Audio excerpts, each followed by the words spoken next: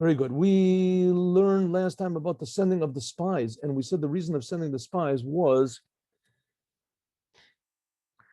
in order to go into the land of Israel. But there were two ways of doing it. One was the way that Moses did it, namely sending 12 spies and to send them in an obvious way, and the way that Joshua did it, and he sent only two spies and he sent them in secret, and they only went into Jericho and they came back, and that was good enough.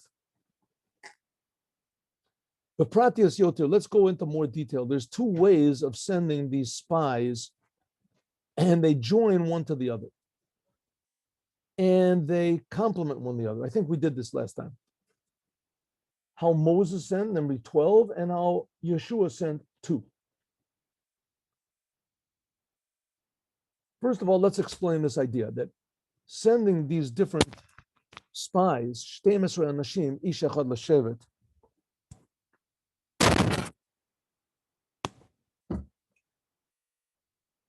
in order that each and every tribe will see his own portion.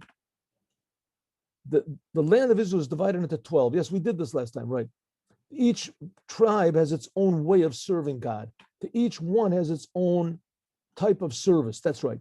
So therefore, when they went in, we did this yesterday, they had to be all, by going in and as one group, so it made the unity that they were, Yachad Shiftei Yisrael, the unity that they had, that each leader went with all the other leaders to look at all the other portions, even though it wasn't relevant to him, as this made a certain type of a unity in not just in the upper worlds that the tribes represented, but also in this physical world.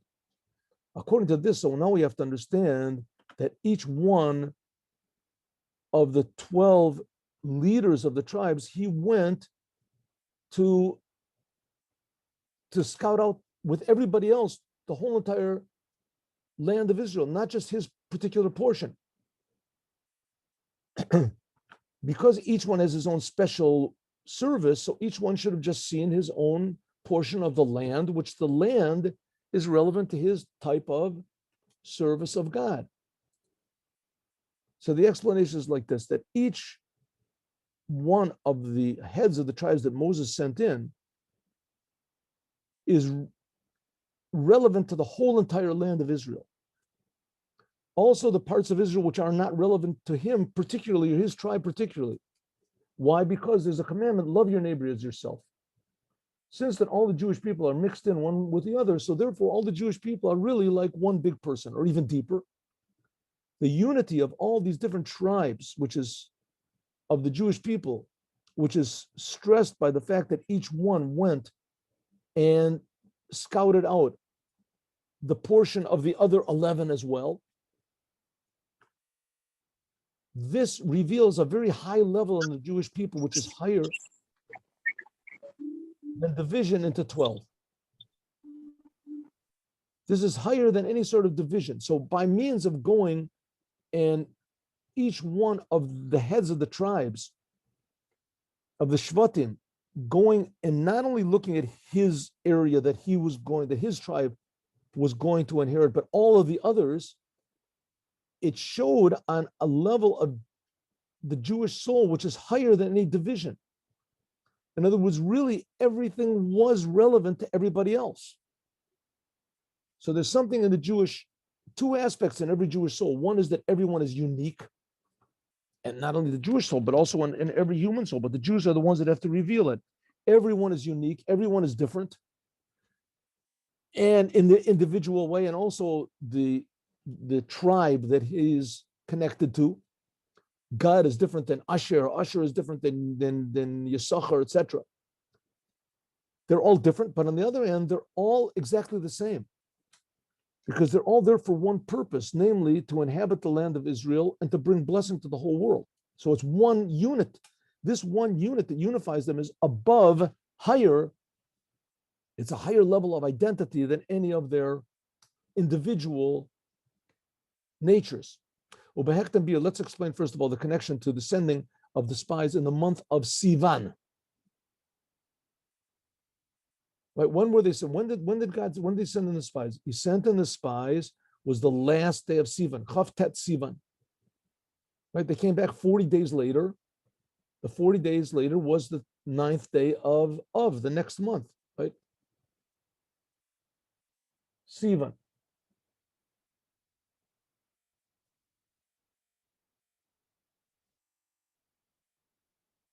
Not the next month, the month after. Right? Sivan, Tammuz, and Av. So he sent out the last day of Sivan, and there was the first day, right before the first day of Tammuz. There went by 30 days, that's 30 days, and another 9 days, that's into the month of Av. That's where they came back and cried and said, we can't go in, etc. The spies were sent on the last day of Sivan.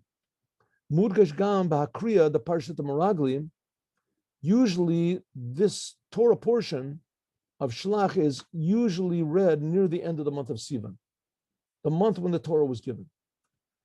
So it's known that, okay, so the spies were sent out at the end of the month of Sivan, the month that the Torah was given. And they came back 40 days later, but they were sent out now. Good. When they were sent out, it says they were all kosher. Remember that we learned that kosher means kamotze shalal rav. Remember?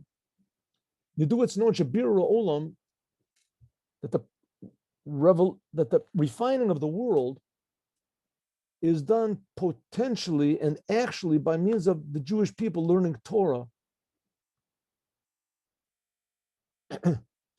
What's called in language of Kabbalah, b'chachma et beriro. Says that the wisdom of the Torah, that's what refines the world. Chachma Torah. You could have, let's say, the whole world, right? The whole world is in confusion. You have people that are powerful, and one person comes along and he just gives a good advice, right? Finds the cure for all diseases. One person. Oh, this is wonderful. One person. One person finds the cure economically. How to solve the world. That's what communism thought they were going to do. That's what all these religions thought. We're going to come and save the world's problems. Of course, they didn't really solve anything. It just made things worse. And that's what it says, b'chachma es berir. That's why God gave the Torah. The Torah has this wisdom. The wisdom of the Torah. It can be misused, it can be deformed, and it can be this, but nevertheless, there it is. V'yesh lomar, we can say, because what's the thing of the Torah? It tells you what's good and what's bad, what can be used to serve God and what can't be used to serve God. That's why Moshiach is going to come, and all the religions of the world will stop. People will realize that, they had good intentions, they tried to serve, but they weren't doing the right thing. Right? It's like the medicine men, whatever, they go out and they pound the pots and pans to stop the eclipse of the the sun or whatever. It works. They're pounding the blood. They pound them for a couple of minutes or an hour, and the eclipse stops. But the fact of the matter is it's not it's not because of that. But yesh lomar, we can say shetam zeh haya shiluch hamram. That's why Moses sent these scouts to conquer the world. What does it mean, conquer the world? To put the world into proper order for the creator of the universe. Be assumed on why it was done at the end of the month of Sivan. Because this is the time that the Torah was given, and going into the creation, the reason that the world was created to be refined. So the month of Sivan is the month of the Torah. And it's the end of the month of Sivan, showing how the Torah comes into the world. The Koach, it's there in potential by means of the Torah. Since to the Jewish people in the Torah, there's two levels in general. There's the level of the unity of the Torah, achdus, unity, v'dargat itchalkut, and then there's also the level of diversion of the Torah. On one hand, the Torah makes unity. On the other hand, the Torah deals with every diverse situation and place and person in the world. Kiyadua, like it's known, this Yisrael, this idea of Yisrael, the Jewish people, Yisrael, it's the initials. Rosh Tevot, Yesh, Shishim, Riboy, Otiot B'Torah. There are 10,000 letters in the Torah, 600,000 letters in the Torah. How exactly you count these letters there's different opinions, because in fact, if you count the actual letters, there's 1/4 as many, something like that. actual letters. But it says you count also the vowels and you count the letters that aren't written in the set. Some letters are written chasir, words. The kol echad, each and every Jew has one letter, individual letter in the Torah. Shemimeno nimshachas chayos. According to the law, there has to be every single letter in the Torah has to be surrounded by white. It has to be surrounded by gavil, by parchment. The letters can't be connected. It's not like, when it has to be printed, not like, writing letters. They're all connected one to the other. If one letter is connected to the other, then it's not kosher. The Torah is not kosher. Even one letter, you have to scrape it. Either sometimes when you can, sometimes you have to rewrite it. There's complicated laws, but nevertheless, it has to be fixed. Every single letter is a unit in itself. And together with this, all the 600,000 letters of the Torah and the 600,000 Jewish souls, they are really one thing. Torah chas. I mean, you can say that there's a lot less than 600,000 letters of the Torah, and there's a lot more than 600,000 Jews. So the answer, like the Torah, I just told you that we count also letters that are pronounced, that aren't written. And then there's also, with the Jewish people, says that the 600,000, those are root souls. Those are source souls, and they can be divided and subdivided. In any case, that's for Kabbalah, it's not for us, but there is such a thing. Because Sefer Torah, just like a Sefer Torah, that it's kosher only when all the letters are there, and there's not missing or added one letter that's extraneous or that's necessary, is not missing or added. So we can say, similarly, there are two ways in the purification of the world. You want to refine the world, you want to, like cleaning your glasses, right? You clean the glasses so you can see godliness. You clean the world, take away all the schmutz and the bad things from the world, then that you can see godliness, you can see what the truth is. In order to do this, to fix up the world, like to make a puzzle, there's two ways to do it. The world, like it says, is created for the sake of the Jews and for the sake of the Torah. Just like the Jewish people in the Torah have two aspects, namely how they're all one, and that's one aspect. And the other aspect is that how they're all different. Same thing as refining the world, which that's the reason the Jewish people are here.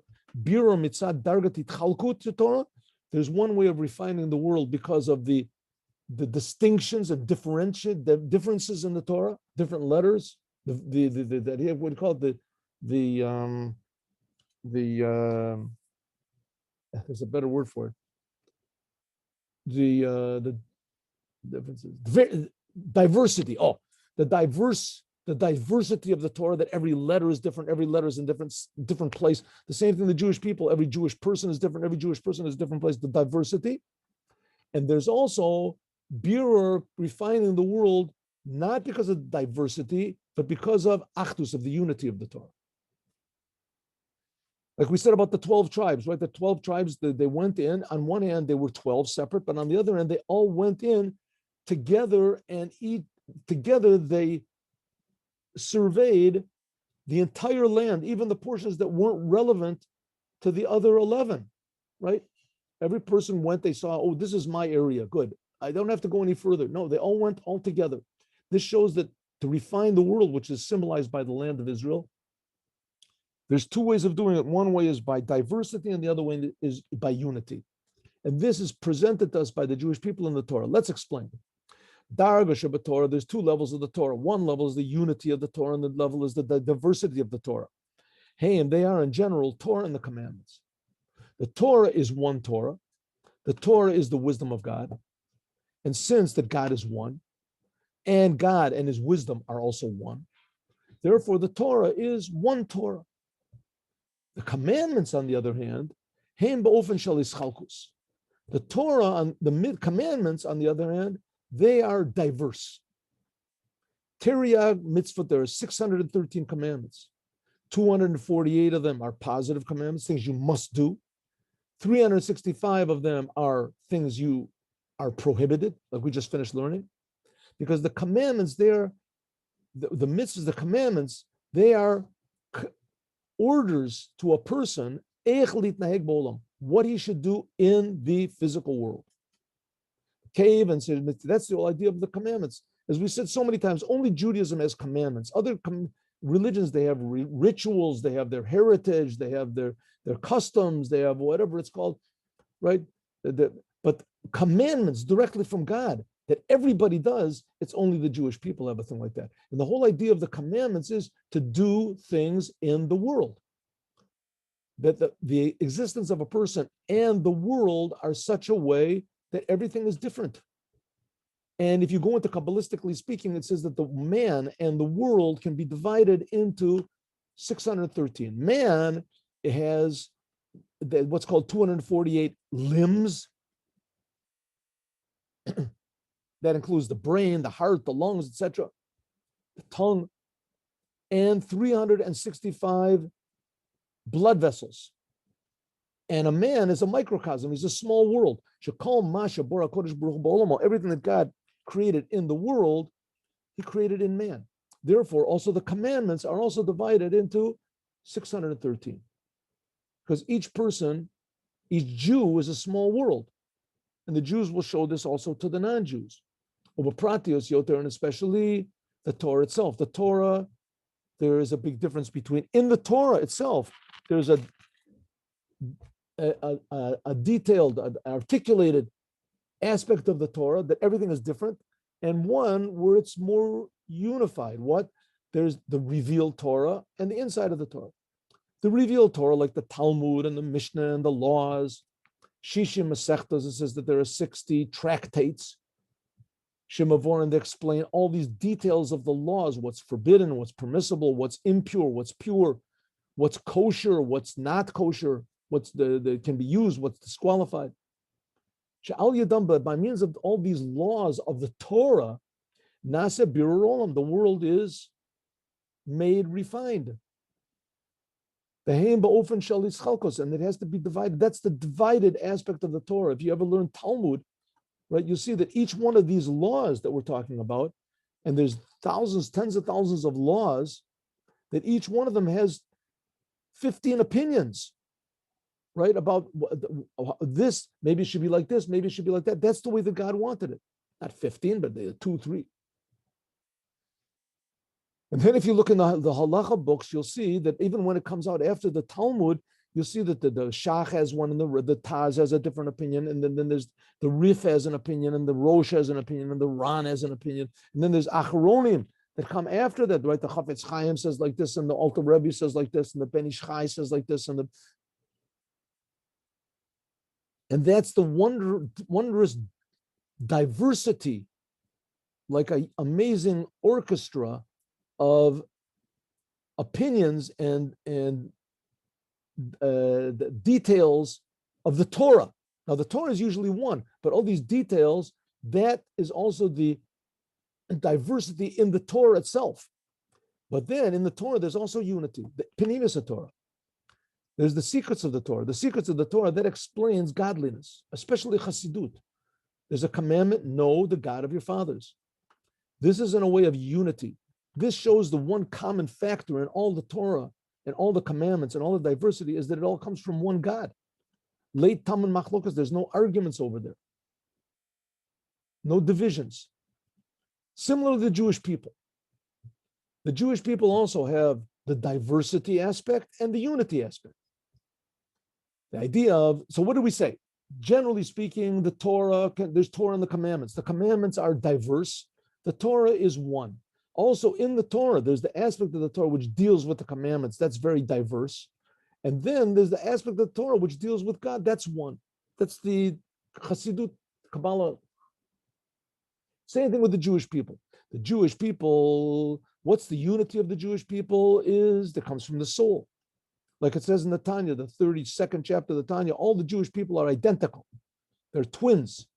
There's all identical twins. One father for all of them. This is because of the source of their soul. But on the other hand, every Jew is different. That's the division of the Jews, the diversity of the Jews. This is how the soul comes into the body. And those aspects of the soul that are relevant to the body in order to purify and refine the world. In more detail, the soul itself has service of God. Generally speaking, the soul itself can be divided into what's called 10 aspects: intellect and emotion.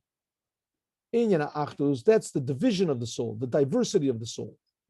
Everybody's intellect is different, everybody's emotions are different, everybody's personality is different. The unity comes, this is in the soul itself. The soul itself can be divided up, that every Jew has a different soul, a different character, a different personality, different understanding of God, different emotions about God. That's the diversity of the Jews. There's also the second aspect of unity. The unity is the essence of the soul. The essence of the soul is above any division. Shidgaluta by means, this is by means of surrender.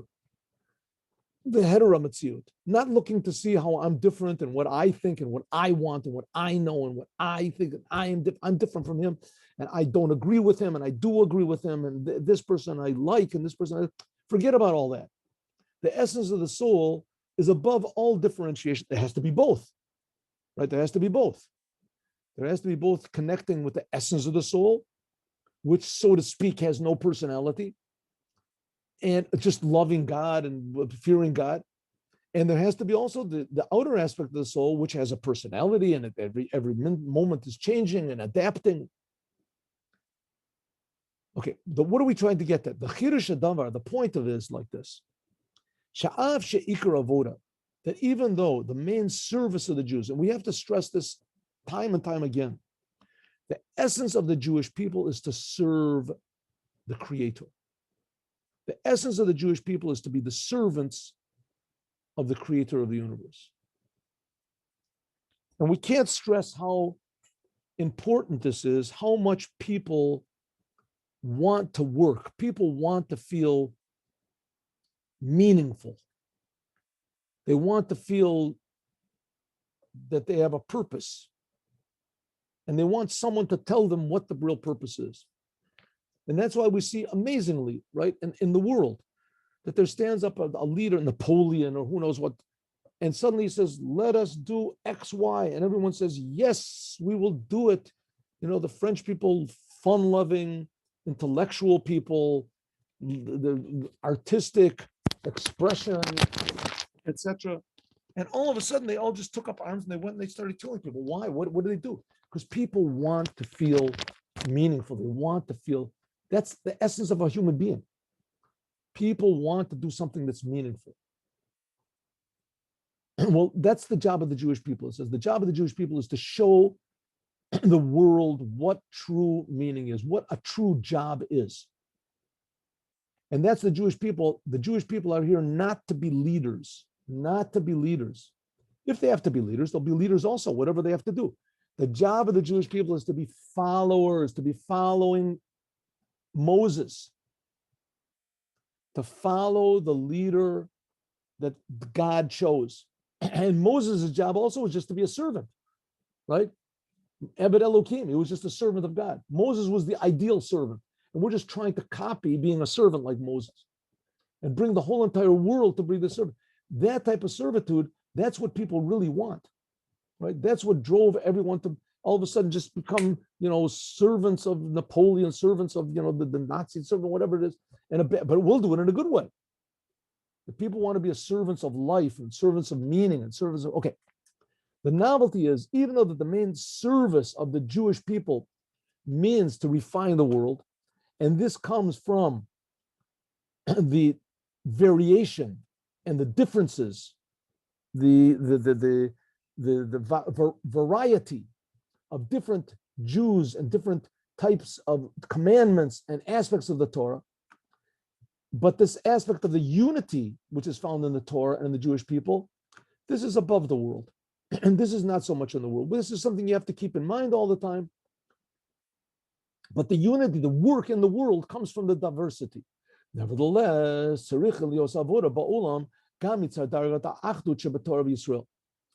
nevertheless, it's not just to keep this in mind, the essence of the soul, the essence of God, the unity of all things. It has to be brought into day-to-day life. This unity has to be something which is expressed in every single diverse thing that we do. By means of this, the world is made refined betachlit hashlemut, in the ultimate completion. It's like I'm a very big fan of Professor Viktor Frankl. The Rebbe, because the Rebbe was, he praised him very highly. He said that his system of psychiatry was the only really valid one. In any case, this Professor Viktor Frankl, he once spoke at the Karl Marx University in Vienna, which of course was oriented toward pure communism. And someone there asked him the question, what, according to his opinion, is the best system of government in the world? Which was sort of a loaded question because, he didn't really believe that communism was the best. But on the other hand, if he said anything else, they would attack him. So he said, listen, all of the systems and the philosophies, whatever, the ideas of government are basically the same. They basically, what they want is for the good of the people. That's what they want. So the whole question in all these different forms of government, even the best, is what means are they willing to take in order to achieve these glorious ends? Do the ends justify any means? So that the means could be that they'll disqualify and they'll transgress all of the principles that you want to achieve in the end. The main thing is that there should be in the end, right? The end, there'll be unity, there'll be friendly, like communism. Most wonderful sayings in the world, friendship and unity and togetherness and harmony and prosperity and health and love and brotherhood, all the most amazing ideas. But in order to get to some ideas, sometimes, you have to kill like 50 million people. And what are you going to do? Sometimes you have to, starve. They say Stalin starved like, 10 million Ukrainians or something crazy like that. He took all their food from them. But it was for the good. It was for the good of the world. Come on, So that's the question. That's what the Rebbe is saying over here. You have to bring this oneness of God and this unity, this spiritual, in every single step of the way. It has to be incorporated in everything that you do, every aspect of the Torah, the commandments, the diversity, the way the diverse ways you use the Torah and the commandments in every different situation. And nevertheless, it says that it has to be this unity factor has to be present in everything that you do. By means of this, then you really refine the world in a proper way. The level of godliness which is above the world. That's one of the reasons why the Rebbe was so very against Chabad going into politics. Chabad is not involved in politics, even though we would get big money if we were in politics, and all. That's why the others go into politics. The other religious groups, they go in because it's not because they want to sell themselves out.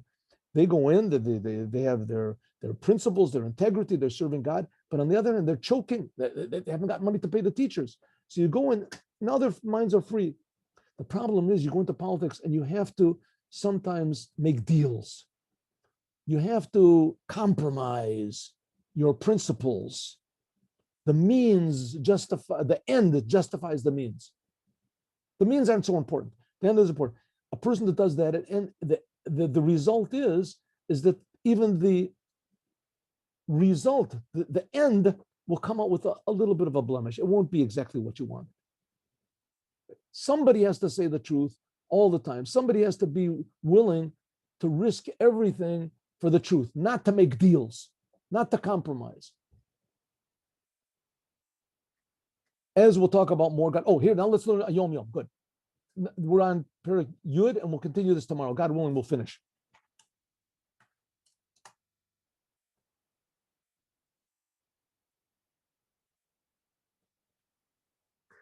When we say Ahavat Olam, it says Ve'evenu l'shalom. You put your first when you before you say Shema Yisrael.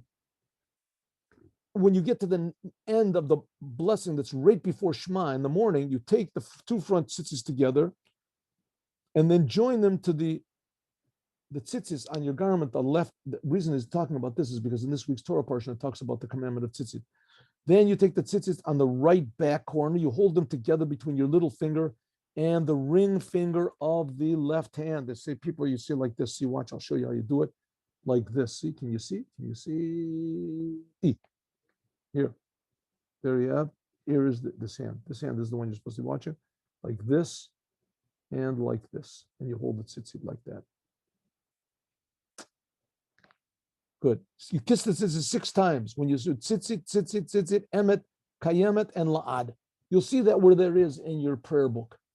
Have a good day. At 3 o'clock, God willing, we'll continue our wonderful journey in understanding the spies. Today, God willing, I think we'll learn about the man who was gathering together the tree, the Koshesh Eitzim, and also the commandment of tzitzit. We'll see what we do today, but it'll be exciting. Have a good day. God bless you all with Moshiach now.